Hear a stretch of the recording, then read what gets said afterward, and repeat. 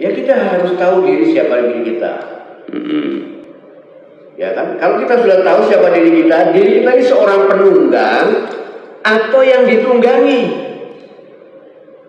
Kalau kita masih ditunggangi, kalau kita masih belum bebas, kalau kita masih menjadi budak, ya belum layak bertemu Tuhan. Maksudnya di sini ditunggangi oleh nafsu kita sendiri, ditunggangi oleh ego kita sendiri. Ya belum layak bertemu dengan Tuhan. Iya. Kita harus mampu mengalahkan dulu ego kita sendiri. Kita harus mampu menaklukkan dulu nafsu kita sendiri. Itu baru kita boleh bertemu dengan Tuhan. Tapi itu pun juga tidak semudah itu, karena Tuhan ada di level mana dan kita ada di level mana. Masih ada lagi tingkatan levelnya ya. Iya, Mbak. Iya. Lalu bagaimana itu? Kalau kita ini masih di alam dimensi, kita ini masih di dalam dimensi fisika. Tuhan ada di dalam dimensi maha metafisika. Maha metafisika. Iya. Ada beberapa dimensi yang harus kita lewati, Mbak. Iya. Iya kan? Iya. Untuk berhubungan, ya, sama-sama di alam metafisika, Mbak. Iya. Kalau kita berjarak saja, Mbak, misalnya sampean ada di Bali misalnya. Iya. Saya ada di Surabaya. Apa bisa kita bicara, Mbak? Tidak bisa. Tidak bisa, harus pakai alat, pakai sarana. Itu kita masih sama-sama di alam metafisika, masih sama-sama di alam fisika loh. Alam fisika, iya. Belum berhubungan dengan Tuhan yang ada di alam metafisika, Mbak. Iya. Bahkan dia lebih tinggi dari alam metafisika, lebih tinggi dari alam maha metafisika, Mbak. Jadi otomatis kita harus juga menggunakan alat. Paling tidak kita harus mampu melakukan pendakian agar kita mampu masuk ke dalam istananya Tuhan lewat pendakian. Nah itu nih, pendakian ini yang penting, Pak. Karena ada dua jalan, Pak. Iya. Apa itu ya? Jalan pertama itu jalan vertikal dan itu jalannya orang-orang biasa. Iya, Pak. yang datar aja. Iya, itu jalannya kanan kiri, Pak. Dan itu nggak bakal sampai, Pak. Nggak bakal sampai ya? Nggak bakal sampai, cuma kanan kiri aja, Pak. Iya. Kalau kita ingin sampai ya kita harus melakukan pendakian. Vertikal. Iya. Caranya adalah berusaha untuk memerdekakan diri kita, membebaskan diri kita dari seluruh keterikatan.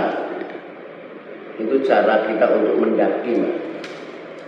Harus mencapai jiwa-jiwa merdeka dulu. Mencapai jiwa-jiwa yang merdeka, mencapai pada tingkat kesadaran murni, Mbak. Sampai tingkat kesadaran murni. Iya. Dan kesadaran murni itu bukan tujuan, Mbak. Masih naik lagi tuh ya? Iya. Yang disebut kesadaran itu masih hanya tangga saja, Mbak. Iya. Hanya tangga alat untuk kita menaik. Iya. Karena Tuhan itu tidak berada di dalam kesadaran. Tuhan itu ada di dalam kenyataan yang sebenarnya. Kita harus masuk ke wilayah kenyataan yang sebenarnya. Harus bisa masuk ke alam Tuhan sendiri itu. Iya.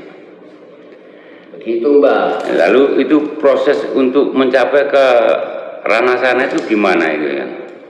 Ya otomatis bukan hanya teori, Mbak. Kita harus melakukan semacam registrasi, sinkronisasi. Banyak yang bersifat teknis dan metodologis.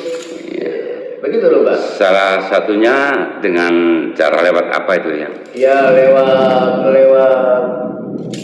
katakanlah seperti kebanyakan orang-orang. Ya kita harus mampu masuk ke wilayahnya. Lewat password tertentu. Ada passwordnya juga ya? Wong kita mau telepon-teleponan ini juga harus ada nomor-nomor yang harus kita hubungi, Mbak. Masuk ke dalam apa? Masuk ke dalam apa? Facebook aja kita butuh password. Lalu si pemilik password itu siapa ya? Ya otomatis si penghubung, Mbak. Si penghubung. Iya, sama seperti kalau kita mau telepon, kita butuh satelit. Tanpa adanya satelit, kita nggak bisa telepon-teleponan, Mbak. Iya. Satelit itu kan fungsinya hanya penghubung. Nah, para nabi ini penghubung, Mbak. Para nabi termasuk juga para penghubung. Iya. Para guru juga, ada guru-guru tertentu yang bisa menjadi penghubung. Gitu, Cuma guru-guru tertentu saja yang ya. Tidak banyak, mungkin dalam satu zaman hanya satu penghubung saja, Pak. Satu zaman satu penghubung. Iya, ceritanya seperti itu, Mbak. Waduh, berarti sangat sulit sekali untuk menemukan Sangat penghubung sulit, Mbak, karena si penghubung ini tidak mau memperkenalkan dirinya. Tidak seperti para penghubung di masa lalu selalu diberitakan sebelumnya sama para nabi sebelumnya. Iya. Kalau di masa ini kita yang harus mampu mencari sendiri.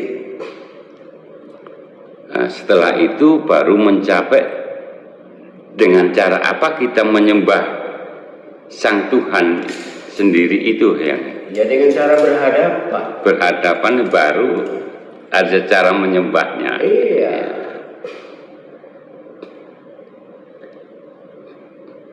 Saya kira ini orang-orang ini banyak yang melakukan ritual-ritual katanya untuk menuju Tuhan. Iya, tapi ya, kan namanya juga yang namanya manusia itu kan ada 4 macam, Mbak. Ada 4 macam. Iya, ada anak-anak, ada yang masih remaja, ada yang sudah dewasa, dan ada yang sudah tua. Iya. Tapi yang dimaksud di sini bukan masalah muda dan tua, tapi masalah kemampuan, kapasitas kecerdasannya. Kalau makin tua kan makin harusnya makin cerdas, pengetahuannya makin juga banyak bertambah. pengalamannya, gitu loh, Pak. Iya. Sehingga cara kita menyembah Tuhan itu otomatis setiap periode, setiap masa tertentu itu beda-beda, Pak. Kalau anak-anak ya jelas masih latihan nyembah, Mbak. Iya. Tapi ya nggak tahu siapa yang disembah, Mbak. Masih namanya saja. Yang disembah itu masih nama, Mbak. Iya, masih sebatas nama saja. Dan yang modalnya cuma keyakinan gitu. Iya. Agamanya bisa apa saja. Dan menurut mereka agama yang benar ya yang mereka yakini saja. Nah, itu kan untuk latihan bagi mereka, Mbak. Tapi kebanyakan itu ya, itu akhirnya berkelanjutan sampai tua. Nah itu salahnya mereka nggak mau melanjutkan perjalanannya. Mereka hanya senang memuji namanya saja, tapi nggak pernah tahu siapa yang punya nama. Ya, mereka hanya percaya pada namanya. Yang padahal yang disebut nama itu masih berhala, Mbak. Belum kenal orangnya sudah kenal namanya, apa nggak berhala itu, Mbak? Iya, betul sekali. Iya. Tapi nggak apa-apa, Mbak. Orang-orang ini nggak sadar kalau yang disembah adalah berhala. Ya mungkin karena mereka wawasannya belum tahu, belum sampai ke situ ya. Iya. Kalau belum tahu substansinya, baru tahu namanya, berarti nama itu baru berhala buat orang-orang yang belum mengenalnya. Iya. Iya kan? Iya, betul.